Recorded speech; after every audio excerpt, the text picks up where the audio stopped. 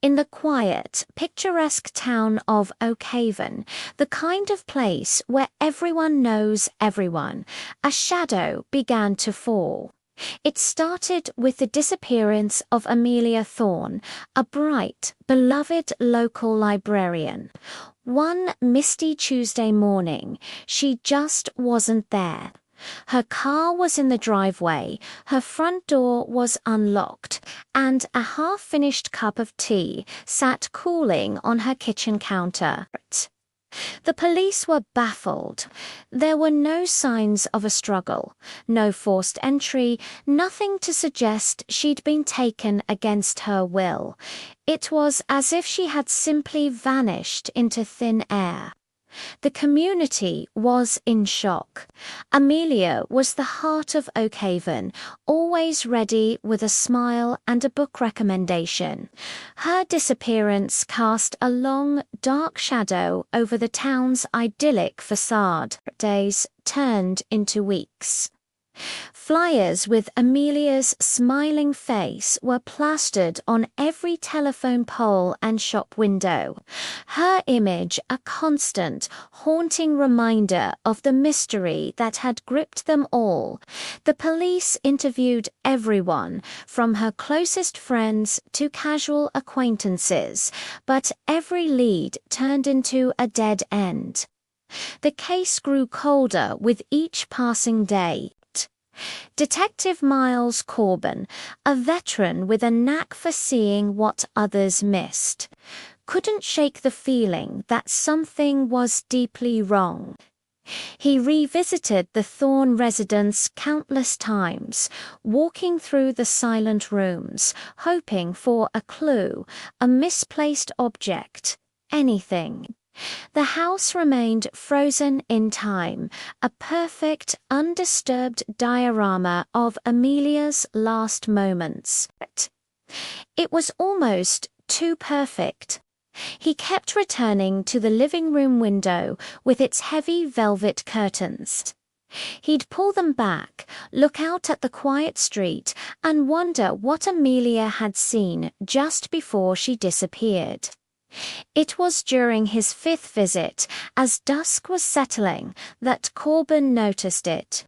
A faint, almost invisible scratch on the inside of the windowsill, hidden by the curtain's heavy fold. It was tiny, something you'd only see if you were looking for it. Kneeling down, he examined it closely.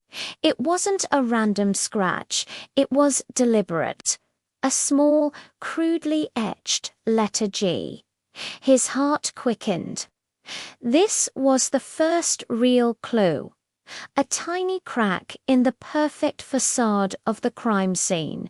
Who was G and why would Amelia carve it into her windowsill? Corbin dove into Amelia's life, searching for anyone with the initial GHE. He reviewed her library records, her emails, her social circles. Then he found it. Tucked away in an old diary, a single entry mentioned a man named George, a former co-worker from a job she held years ago. The entry was brief and unsettling, describing George as being uncomfortably persistent. Digging deeper, Corbin discovered that George had been fired for stalking another female employee shortly after Amelia left the company, and his current address, just 3 blocks away from Amelia's house. The pieces started clicking into place. Corbin imagined George, obsessed and unseen, watching Amelia from the shadows. Maybe he'd been watching her for years. The unlocked door, the lack of struggle. It suggested she might have known her abductor, or at least wasn't immediately threatened. Perhaps she let him in. Corbin raced to George's address.